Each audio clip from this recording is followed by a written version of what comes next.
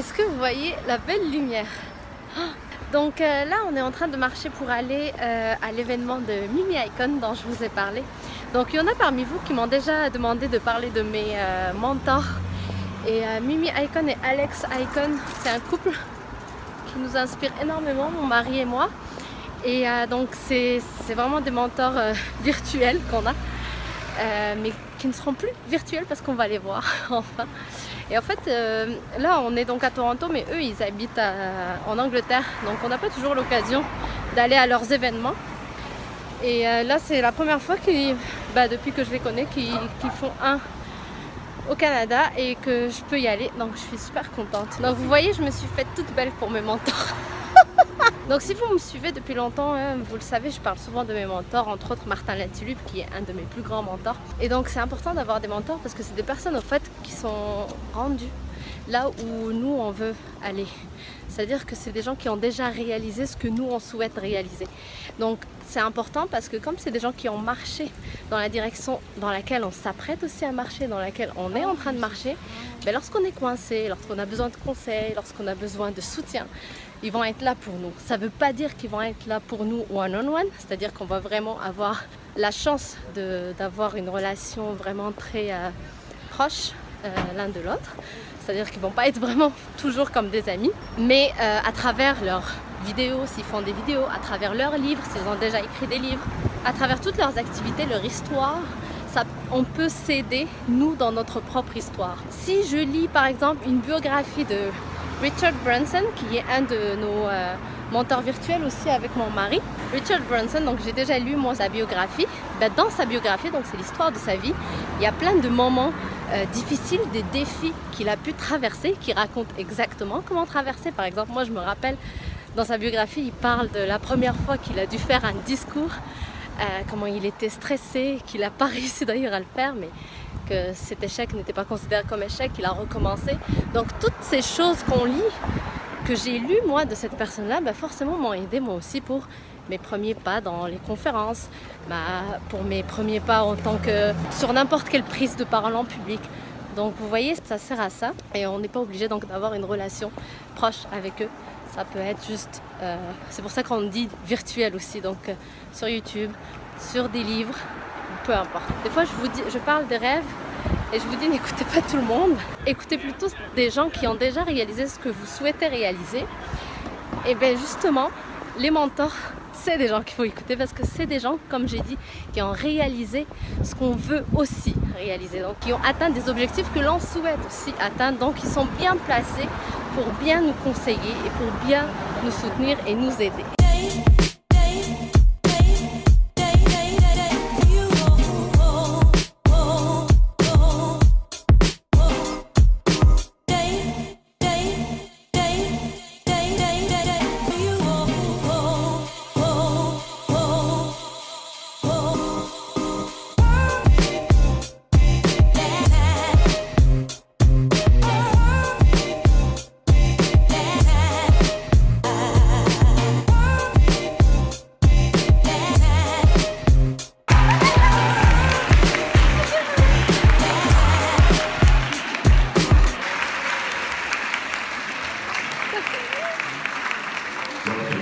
We still believed in our vision and dream, and we're like, we're going to put it out. And we did. Other people did. Here's the part of not being perfectionist. I'm just going to reiterate that again, because a lot of people don't have a start because they just want to be perfect right away. Well, it's not going to happen. If you want to be perfect, you will never start anything. So just make peace with it and move on and start. It's going to be crap, but you're going to get better.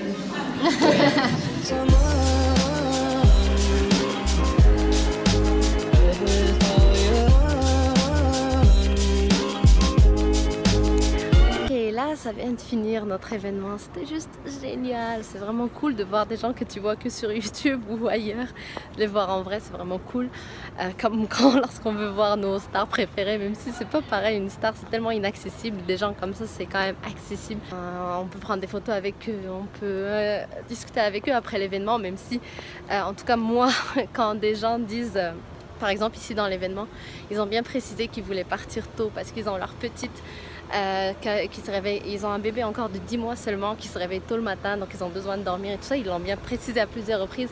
Donc moi, c'est sûr qu'à la fin, même si je voulais absolument avoir une photo avec eux, je ne suis pas allée les voir, mais parce que tout simplement, j'ai priorisé le fait que je les aime tellement que je préfère qu'ils soient à l'aise et je les aime tellement que je préfère leur rendre service. Mais bonjour, leur rendre... je les aime tellement que je veux juste qu'ils soient heureux et je sais que ce qui va les rendre heureux, c'est qu'ils rentrent tôt, qu'ils dorment et qu'ils profitent de leur petite fille le lendemain. Ouh, là, on voit plus rien. Il fait nuit. Mais donc, franchement, si vous avez des gens que vous aimez, s'ils font des événements comme ça, allez-y parce que c'est tellement inspirant et c'est des gens juste comme vous et moi qui ont commencé quelque part. Ils ont juste commencé quelque part et ils en ont parlé aussi. On voit vraiment rien, mais c'est pas grave, on m'entend. Oups, attendez, je vais aller un peu vers la lumière. Donc, ils ont commencé quelque part. Si je fais ça, non, hein? Est-ce que vous allez pouvoir me voir? Yay!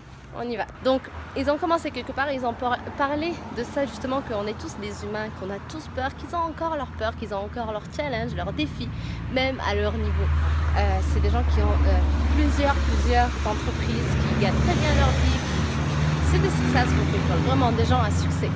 Mais ils ont encore leur challenge. Donc les gens qui pensent que lorsque je vais atteindre tel niveau, lorsque je vais avoir tel succès, lorsque je vais avoir un mari, une femme, lorsque je vais avoir une maison, une voiture, tout va bien aller. Ce n'est pas vrai.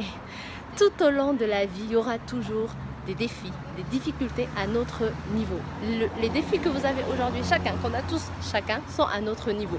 Quand on va s'élever à notre niveau, on aura juste d'autres défis, mais c'est journey. En anglais, on dit it's a journey. C'est vraiment un processus de la vie. Tout au long de la vie, on va se dépasser nos peurs, dépasser nos défis, nos difficultés, tout simplement pour grandir, devenir une meilleure personne et atteindre des choses plus extraordinaires dans notre vie. Donc, commencez quelque part, réalisez vos rêves, un pas à la fois.